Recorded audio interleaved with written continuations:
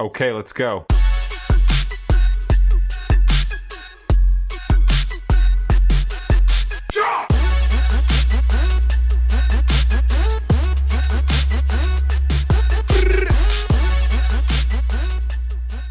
Okay, so you had the perfect birth. I did. Oh my god! I don't know. Can we say that? We can say that, right? Yeah. It was the perfect birth for me.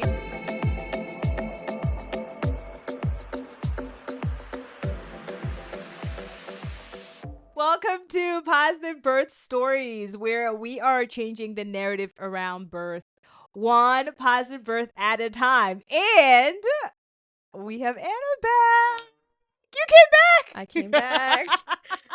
I just couldn't get enough. You just couldn't get enough. I am so grateful for you. You know what's funny? Like when we talk about positive births, I remember you saying, because I would say, like, yo, you got to share your stories, right? Because you've had two amazing births. Two very different births. Very different and positive. And you would say, like, it was really tricky being in mom groups. I don't know if you remember you telling me this. You're like, it's just hard to, like, tell people that, like, mine was a positive birth. Like, it was so easy. It was Right. so easy. It was so, like, flawless. So Right. seamless. right. And, like, when you're in mom groups and you hear about births, like, unfortunately, that's not what you hear. It's generally negative. Right. And even with my first, I had negative aspects to it. Right. Right. A decent amount. Yeah. And I really didn't have any negatives to the second birth. Yeah. Like, it was really the perfect birth. That's like, and I this is honestly like the mission, right? This is why we're here, like in the space to like Yeah. talk about that, because we need to hear more of that. Like, please say I had the perfect birth. Like that's what I was like. Wait, can you say that? It's like absolutely. And these things are happening like over and over again, right? And I think I cannot wait to dive in to hear about what that journey was like for you, because I think we have to hear the stories. They're going to look different, right? Because nobody's going to replicate what you had, right? It's going to look different. There's going to be, if you didn't listen to the last episode, definitely go and go listen to Anna's story with the first baby. Like, yeah, that didn't, there was like things that happened and you ended up like having like it ended up working Yeah. out. And I think that's what I want like people to hear, is that like these births are happening over and over again, and they're beautiful, they're different, they're amazing, and people are getting like what they want. So I feel like the first one was almost like a practice session. Oh. So I figured out after the Ooh. first one, like, what worked and what didn't work and what I needed to do differently. Okay. Before you go, you get in, because not everybody has listened to the last one. So before you dive in, tell us about yourself, your background, and what age were you when you had your second baby? Yes. So, my background, my name is Anna, and I am an immigrant from Russia. So by nature, I'm very independent, and this comes because, I've grown up to be very independent as the older child in an Yes. immigrant family who didn't speak any English. I had to do everything. For my parents and for my younger sibling, and of course for myself. Yeah. Things that other people's parents were doing for them, I was doing from a very young age. Every immigrant child. Every immigrant child, yes. And then you're the oldest, and you're a girl. Yep. Yeah. Yes. Okay. So here you are. You have already gone through your first birth. You were out here with your cute child. Yeah, so my he's so cute. first one was only 9 months old. Yeah. When I was under the false impression that you can't get pregnant while you're breastfeeding. So my first one was only 9 months old when I got pregnant again. Yeah. That wasn't the plan. That was not the plan. We wanted to have a second kid, and I knew that we didn't want a large age gap, but Okay. we certainly didn't want an 18-month age gap. That's fair. But we were like, well, okay, cool, this could be fun. We'll see what happens. Only you would be the person like, this would be fun. So much fun. I believe you. So much I fun. believe you. I remembered from my prior birth, where I had preeclampsia, super swelling, very high blood pressure. And so I didn't want to deal with that again. Okay. So I did, once again, a ton of research. Yes. Did you do 20 books again? No. Okay. No, the books are already read. It was right here in my But mind. 20 books, for those of you that don't know what I'm talking about, when she shared about listen to the first one. Go back and listen. Just go listen to that's your way to go listen to the first story. So I did a lot of research, Okay. and for this one, I did a lot less research because I had already learned. very established foundational knowledge going into it. Yeah. So the only thing I really did research on now was mostly like how to prevent preeclampsia from happening again. Got you. Okay. So I went on the Harvard Medical Library. Oh, wow. Okay. And I found some peer-reviewed research articles finding what worked, what didn't work, when to take certain medications, the correct time to take them so as to not impact the baby. Because they say to take aspirin starting at 12 weeks because you're not really supposed to take it before that because it could actually impact the baby. And I'm like, wow. It's like, if you're not supposed to take it at 12 weeks, what makes you think that, like, all of a sudden, magical, the next day it's not going to impact? So I was like, obviously there's going to be some kind of, maybe there could be some kind of impact. For sure.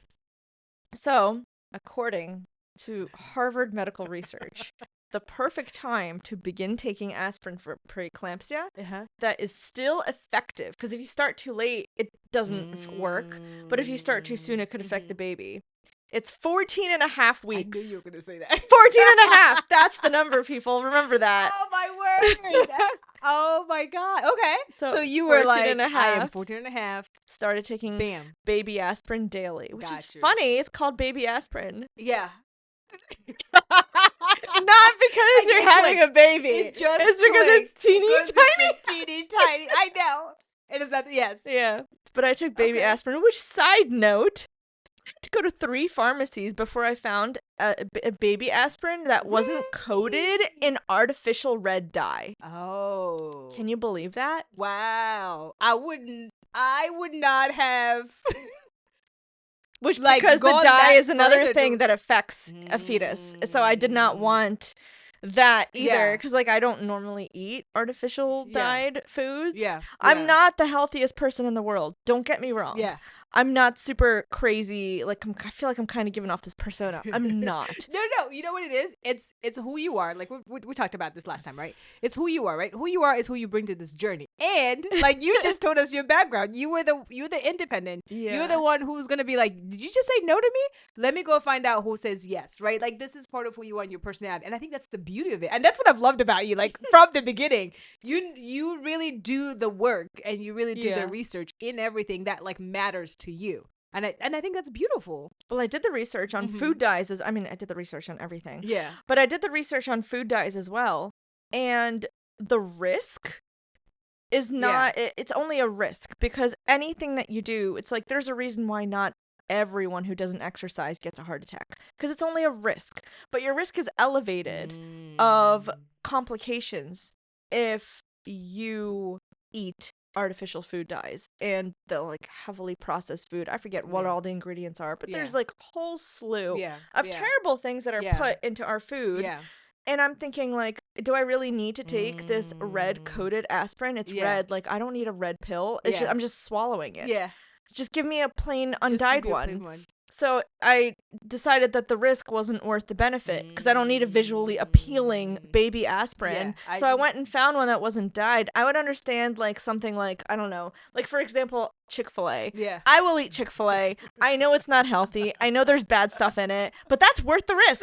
That's delicious. Oh my word. But I don't need something that's red. That's not worth the risk to me. That was not worth the risk for you. It's not. Did you do 3 pharmacists? I had to go to 3 pharmacies. Wow. CVS didn't have a single pill without red artificial food dye in it. Rite Aid didn't have a single one. Oh, Rite Aid closed. Well, back then they didn't. Yeah. Back then they were still around. They closed more recently. Yeah. And Walgreens had them. Wow. And it was funny enough. It was the Walgreens generic brand. It was undyed. So you took it at 14 and a half weeks. 14 and a half weeks I started. Okay. And I think it worked. I mean, once again, there's no way of proving it, because just because you have it one time doesn't mean you're going to have it the next. So I don't know if I was going to have it anyway. Yeah. But long story short, my blood pressure did start going up a little bit towards the end. which makes me think that maybe I would have had it regardless because it did start creeping up. Yeah. But it wasn't anything even close to what it was last Not time. even close to what it was last time. Last time my blood pressure was through the roof. Like borderline stroke territory. It was bad. Wow. And this time it was just a little bit elevated and towards the end. So did you go back to the birthing center?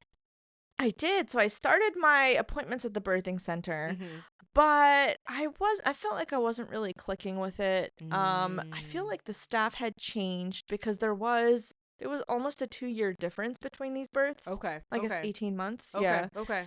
And it seemed like they were starting to get more medicalized. And I was also remembering back, like my blood pressure started creeping up, and I was remembering how they kicked me out in the very last minute. Right. And I it was that scrambling. Safe for you. Nothing kicked me out. It was that. Kick me out. It was that. It was. It's what did they do? It's part of their. What's the word? Not regulation. Why can't I think of a word right now? It's policy. It's policy. Yeah, because it's okay. Sure, safe. But they still kicked me out. You refused to no provide service. Qualified to birth at the birthing center. Therefore, there you go. Therefore, I was kicked out. Therefore, you were all right. Taken. No, it's okay. I mean, like I wasn't upset about it. I understood. I went back. Right. But it was in the back of my mind the whole time. I did not want that to happen again. Yeah. And insurance is tricky. I 100%. Didn't want to have to like scramble to find a place that was covered by my insurance like I had to find the first time. And so this time I went into it and I was like, all right. So around 30 weeks, I was thinking like, my blood pressure is starting to slightly go up, which means it's only going to go up from here. Yeah. I knew it wasn't going to stay slightly up. I knew it was going to keep going. So I started thinking about alternatives. Okay. So around 32 weeks, I tried to become a patient at a local hospital, but they said that it was too late to establish care. Their cutoff was like 28 weeks or something. So I said, okay, no problem. So what happens if I'm in labor and I just walk in if you can't establish me as a patient, even though I'm still 2 months away, which is ridiculous. And they said, well, we can't decline care. I said, okay, cool. I'll see you in a couple months. Yo. I was like, do you guys want like some information about me? Do you want me to send you some info in the meantime so you have 2 months to process it? No, because they were not taking you in until, right? Yeah. Well, that's what I'm saying. I'm like, you have 2 months. Like, do you want me to just send you my stuff? Yeah. So you have something? Because I'm going to walk in. Because I'm walking in. Yeah, I mean, like, really, I'm sorry. It doesn't take 2 months. Sorry, it doesn't. Like, it's ridiculous. Did they know how serious you were? Because I'm guessing that I knew you were like, yep. So I'm just gonna walk in. I was like, okay. I wouldn't be surprised if they've never gotten a phone call like that before. I wouldn't be surprised. Right. It was the first, probably. Yeah. But it was located in a pretty touristy part of downtown Philadelphia. Yeah. So when I asked if that happens, they said that they have had people who are there on vacation go into labor, so they've had walk-ins before. Right. Oh, for sure. I don't think they've had planned walk-ins before, right. but they've certainly had walk-ins because for sure, it can happen at any time for any reason. Yeah. And I asked if they had midwives, which is what I wanted. But my first birth didn't have midwives, and it worked just fine. I just told them to leave me alone for the most part. And it was okay. Yeah. But this one, they said they do have midwives. And they said that we can't guarantee that there will be one available at the time of your birth, but we do have them typically on staff. So I was like, okay, I'll roll the dice. Like, what else am I to do? That's what I've been doing. I know. I'm walking in. Yeah. I mean, all of life is just rolling the dice. 100%. Yeah. So I rolled the dice. And I went into labor a day before my due date. So this one I was very comfortable with when I went into labor. Yeah. It was a very easy pregnancy. Yeah. I really didn't. I mean, I took my baby aspirins daily. Yeah. I took my prenatal vitamins. I generally ate good food. I did have a sweet tooth. You did have a sweet tooth. I wanted so much sugar. Oh, so that was the only thing that was very different from my first pregnancy. And I didn't know if I was going to have a boy or a girl. And everyone's like, oh, if you have a sweet tooth, it's going to be a girl. It's going to be a girl. So I went in and I had contractions. It was like early in the morning. was when I had my first contractions and I knew that I was in labor. Mm-hmm. And I remember that you told me that second births are fast. Yes. So did I scare you? really scare me, but I knew the evidence on it, of course. I knew that the second birth is generally about 30% faster than the first, and my first was only about 8 to 10 hours long. Right. So I was like, oh, okay, so this one could be even shorter. Yeah. So my first contraction was around 5 o'clock in the morning. Mm-hmm. So I was like, well, I don't want to drag this out too long. Yeah. So we were in the hospital by 7 a.m. Yeah. Do you remember? Because Yes. we were trying to beat rush hour traffic. Yes. So I was like, all right, let's go at 7. Because we were worried that if we went later, it would be so much traffic. It would be so much traffic that we could risk not getting there on time. Right. So yes, I was a little psyched out because I was like, I don't want to have this baby in a car. Yeah. And we were far from that. I think I remember that. I was like, ooh, did I like scare you? You didn't scare me. It's just like I knew all the facts and I trust you as being experienced in your field. Mm-hmm. So I did think that it was going to take longer. But we also didn't really take into consideration the fact that the first one was a castor oil induced baby. It was a castor oil baby, which makes births typically ramp up quickly and go faster. So that being considered, that wasn't really like an accurate representation of my first birth, because without the castor oil, I don't think it would have been that quick. So what? Don't go get castor oil and put it. Don't just we have to do what's that thing called? A disclaimer. A disclaimer. Midwives do it all the time, and I think that if it's done within moderation and if it's done within reason, it's not really unsafe. I think the risk is that the baby poops himself. Then it becomes a medical emergency. The baby can. All that to say, talk to your provider about it. That's it. Even at the birthing center, the birthing center will give you castor oil, but it's just get medical advice. Yeah, and it's under the eye of a doctor and everything. Right, so it can be a useful tool. 100%. I've seen it. Yeah. And at the end of the day, yeah. Yeah, but if we had a choice between castor oil and Pitocin, 10 out of 10 times I'm choosing the castor oil. It's not even a question. So, but it all depends on the person. Maybe some people want the Pitocin because they like pain. Not because they like pain. Yeah, I was under the impression that if I have Pitocin, you need the epidural. Yeah. And I know that people have had births without and with the Pitocin. Right. But I can't, that just sounds traumatic. It's intense. It's really intense. Yeah. And the people who have had the Pitocin births without an epidural do describe the birth as traumatic. Really? So, I've had people who said that. I'm thinking of one of my girlfriends. She had one. She had Pitocin and had unmedicated, and she said it was hard, but I did it. But she didn't say traumatic. But people that you've met, there was one person I spoke with, and she called it traumatic. But if you think about it, they're contractions that your body isn't naturally trying to do. It's contractions that are forced upon you by a drug. The synthetic. Yeah, exactly. So, it just doesn't seem like it should be applied unless it's really necessary. It doesn't sound like a good time. It's definitely an intervention. Yeah. But you didn't get Pitocin because everybody is. No, and for the second time, I truly didn't even need it. But we got into the hospital, and it was early in the morning. It was 7:30 when we checked in, and the hospital was empty. Yep. And they checked me. I was in the triage room, which was just one single room this time. Yes, no roommates. No roommates. And I wasn't really progressing much. My contractions were still the same amount apart as they were back when I was at home.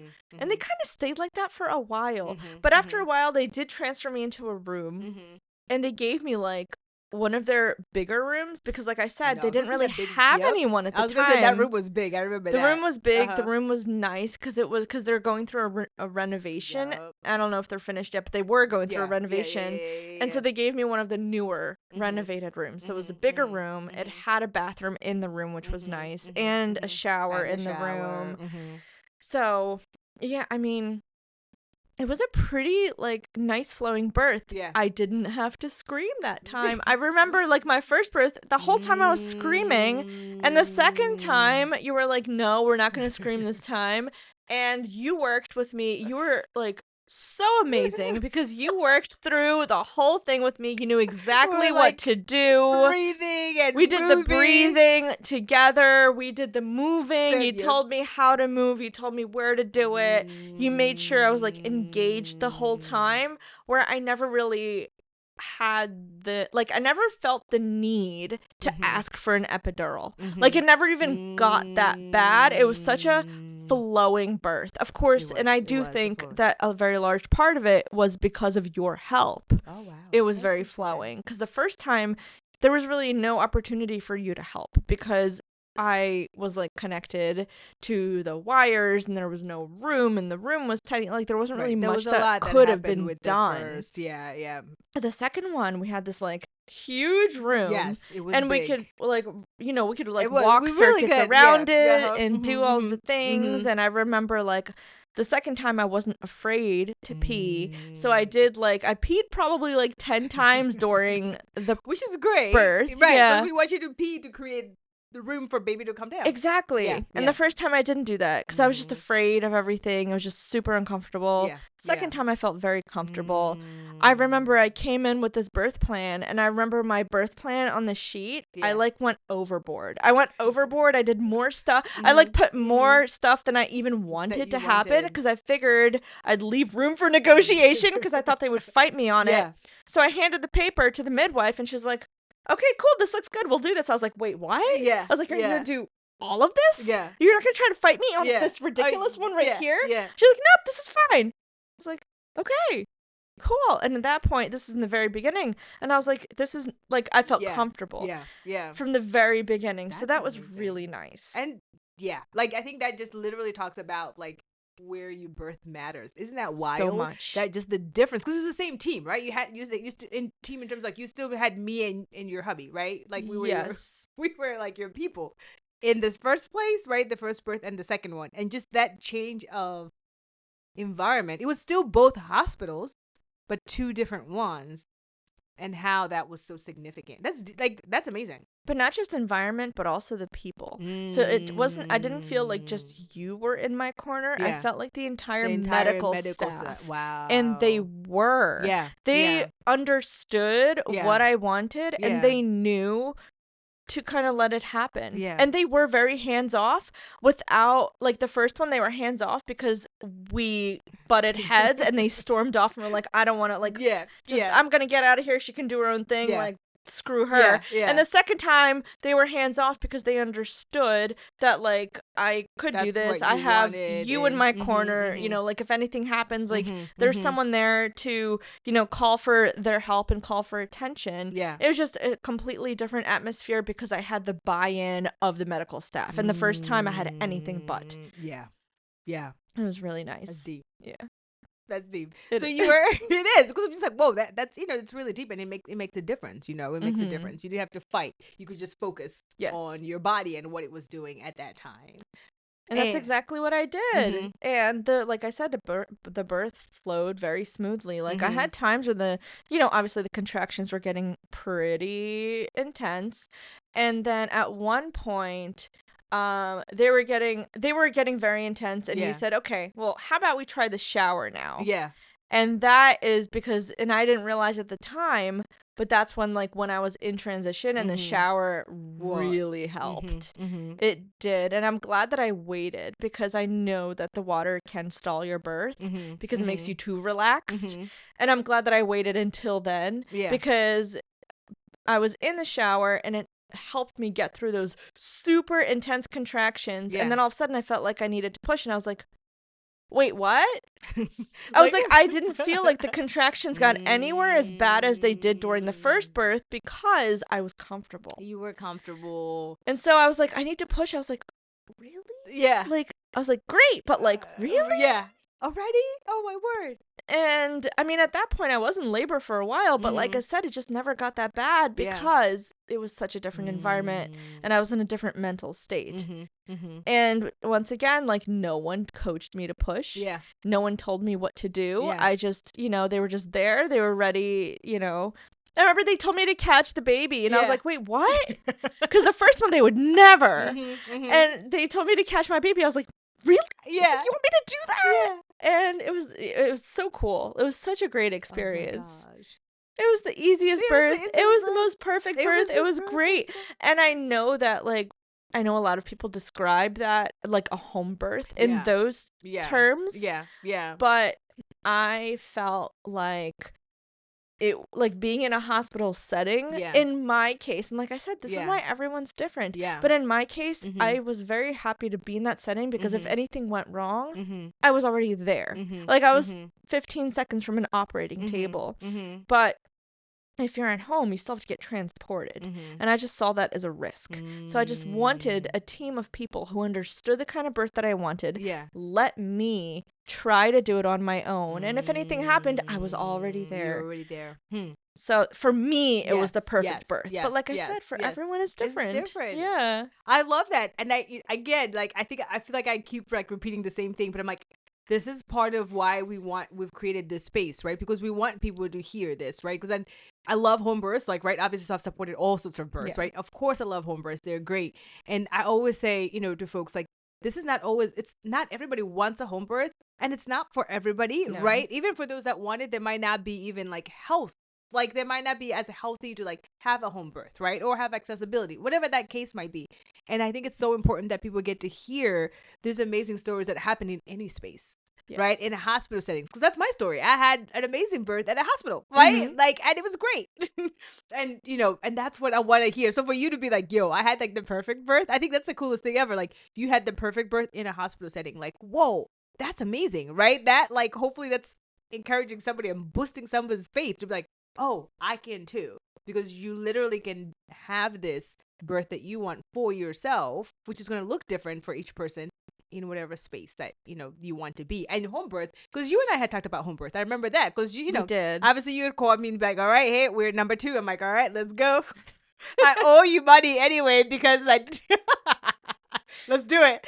And I was like, yo, I feel like like, what do you think about a home birth? We had that conversation, right? I don't know if you remember that. And it was like, yes, this is not for me, right? And you're like, even with your health and even your comfortability, you're like, I don't want my neighbors to know I'm in, like, you're like, this does not feel good for me. It's not for me. Yeah, because we live in a, like, apartment-like setting with neighbors below us and to the sides of us, and I'm like, it's just not, like, that's not, like, we're not in a single family home, we're not in that, like, cozy, let's give birth at home kind of atmosphere. Like, we're in essentially an apartment, like, that's not a really, you were like, I don't want to scenario. Right. Like, I've done home births in an apartment. It was not for you. No. It's just like, at that point, I feel like I was like, at that point, I felt like the home birth would be kind of like forced. Like, it didn't feel natural. There you go. Listen, I wouldn't have minded it. Right. But it just felt like, why? Like, just go to a hospital. Like, it's okay. Yeah. So, and had your perfect baby. And obviously, one of my favorite things about your birth is that we ended up having, like, my friend who's a midwife there, and I was like really having issues in getting focused because it was watching her in her element, because I had never seen her in her element before. I was having like this like little girl moment of like, oh my gosh, I can't believe it. We're doing this birth together. I'm the doula and she's the midwife. Yeah, I just remember being like really hype and trying to like keep myself together. Like, Marinisi, you are also working today. Like, please stop. Go and support the birth. And she was so wonderful. And she showed us the placenta. Oh, yes. And I used the placenta picture and video. Well, the first across one, the internet. But they just whisked my placenta away the first time. I don't think they even let me see it. For the first one, it's like I asked for delayed cord clamping, and they like literally counted to 5. Yeah. I was like, and they were like, okay, now we're going to cut the cord. I was like, wait, what? Yep. I was like, that was not delayed, but they did it anyway. And I remember talking, I don't know if you remember, like, now we're like going back to first and second. But yeah, the first birth, I remember kind of like trying to advocate for it, and they were just like, they just didn't care. And for the second one, I just asked for delayed cord clamping, and they said, oh, we'll just wait till the cord turns white. I was like, what? Yeah. I was like, that's great, but like, really? Yeah. And they did it. I mean, it's crazy, the difference in experience. Yeah. I mean, it's just wild. Yes. Yes, I have pictures and of the placenta and videos, and I think I remember when we went in the hallway after baby was born. I had a picture with me and and my friend, because I was like, oh my gosh, we have to like commemorate this moment, because it was really beautiful. You really did have like the perfect. I don't know how else to explain it. It was literally perfect. I don't think I would have changed a single thing. Wow. Well, the only thing that was like slightly like weird is that epidural guy had to come in and do his spiel. He was like trying to sell me on the epidural. But I even didn't see that as a negative, because I was so excited to say no to him that I was like, yeah, go ahead, do your thing. I was like, I'm just going to say no. I'm going to sign away my thing and get out of here. I remember that. What did they say that was? They said it was mandatory. It's mandatory for him to come and explain like some kind of risk where it was like if you don't get the epidural now, then if you have to get it later, they'll have to put you under like full general anesthesia, which is more risky, which it is. But I was like, sure, like whatever, I'll take the risk because you know what's crazy? I don't know, and I've been back at the same. But even so, I didn't even mind that they did that disclaimer, because I was like, if you have to do it, you have to do it. You're right. Whatever. They did that. And maybe this is just me not remembering things, but I don't remember if I've seen them do that again there. Because I've been back. I don't know. I'm just curious. They singled me out. I'd be mad. Right. You're like, what do you mean? Maybe they're like, this one right here. She's a troublemaker. She just walked in off the street. Give her the disclaimer. She walked off the street. Oh, my word. Okay. Yes, I do remember that. Okay, tell us a little bit about like immediate postpartum. What did that look like? Obviously, you stayed 2 days again. In there. But what did that feel like with second baby? Those first few days with you at home. So the second baby, it was so the immediate postpartum was surprisingly different. So first of all, I didn't gain all the crazy water weight that I did with the first, because I didn't have preeclampsia with the second one. But the big thing that really stood out to me is that the postpartum contractions, I remember, were like worse than actual contractions. Or maybe not worse, but they were like, but you felt really bad. I remember they were bad, really bad, because this really stuck out of my mind, because I was like drenched in cold sweat. I was drenched in sweat from like the pain of them. And they were like, do you want Tylenol? I was like, yeah, I think so. Yes. Because I don't normally take like medication unless I like truly need it. And at that point I was like, I think I need it. Like, I was just really surprised at how bad they were. And that kind of like rocked me a bit, because I knew that your uterus contracting after birth, it gets more intense after each birth that you have. But I didn't think it was going to jump like that. Like the first one, I could barely feel it. It was like maybe period cramps, like maybe. And the second one was like full-blown contractions. And so I was like, give me the Tylenol. And the Tylenol made it go away completely. Which is funny, because why on earth does Tylenol work on postpartum contractions but not birth contractions? But that birth... Because I took it during my first birth and it did not work. Just saying. It is like, I tried it. I tested it. Because I was thinking, I was like, well, if Tylenol works on period cramps and postpartum cramps, it should work on birth cramps, but it doesn't. And I don't understand why. You did you research on that? I thought you would have done. I did, and I didn't really see any definitive answers. Okay. But I just thought that was a fun fact, an interesting one. Anyone trying to skate by in the Tylenol? Nobody's trying. No one's doing that but me. No one. Why am I even saying that? No one's doing that but me. Oh my gosh! But it doesn't work. But it works beautifully for postpartum. Postpartum. So if I were to have a third baby, I would just take the Tylenol the second I gave birth. Like, give it to me now. Give it to me now. Give it to me now. Or like, I'm not even gonna wait for the cold sweat. It's fine. Just now. It's fine. Just give it to me. And then you got help. Did you have help with when you got home? And then you guys have like a dog too. So like, what was that? Oh yeah, the dog was at my parents' house, so they didn't have to. Yeah, so they took care of him. I didn't have to worry about that. Yeah. But yeah, I mean, the transition was pretty smooth. It was obviously all a haze, but my husband did a great job at helping out with the small things, and I was, for the second birth, I didn't tear. And I remember that like I was ready to go like the next day. Yeah. Like there was no healing. Like, obviously I was healing, Yes. but I didn't have to heal from a second degree tear like I did for the first one. I didn't tear at all. So recovery was literally a breeze. Yeah. Like, I knew that I wasn't supposed to like really do that much activity. I was supposed to like stay in bed. Yeah. For like the first, they say 2 weeks. Yeah. But I couldn't. I know. I remember coming to see you. I said, Anna, I need you to like sit down somewhere. But I felt totally, like, I felt healed. Like, nothing hurt. Yeah. Like, I was, for the first one, it took about a week for me to be able to like sit comfortably again. And after my second one, since there was no tearing, I was perfectly, like, I know I wasn't healed on the inside, but I felt perfectly fine by day 2. And I'm not exaggerating. Wow. Day 2, I was like, I'm good. Yeah. Like, I'm fine. Yeah. And I remember, like, a few days postpartum where, like, I was already, like, I can't stay in the house. I know, I was like, you were let's ready go to for a walk. Oh. This was end of April. The weather was turning beautiful. I was like, let's get this maternity leave started. And it was the best maternity leave ever. Wow. We did so many things. Like, I know, I kept seeing pictures. I'm like, where is she at? Somewhere else every other day. We went to all the museums, all the playgrounds, did all the activities. Yeah. I had the best maternity leave ever. It was a Wow. blast. Yes. I love that. So much fun. Oh my gosh. All right. So as we're finishing up, like what does positive birth mean to you, with your second baby?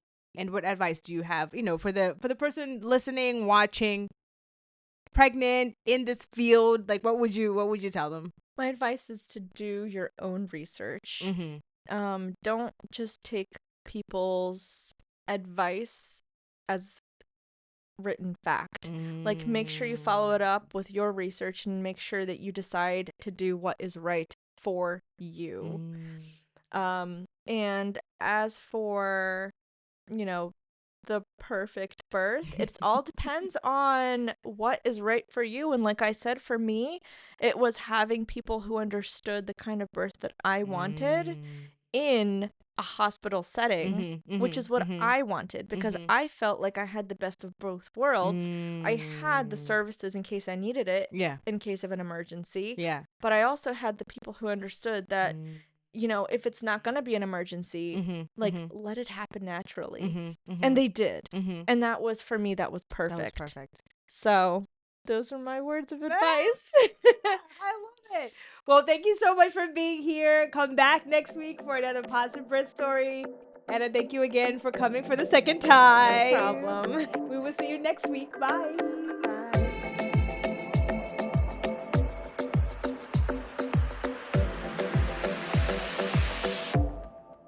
Let me take a second and share with you about the Doula Guide Bundle, something I created after 10 years of supporting families through pregnancy, birth, and postpartum. It includes the same step-by-step tools I use with my clients to help them feel confident, prepared, and grounded. So you can grab the full bundle or get them individually down below.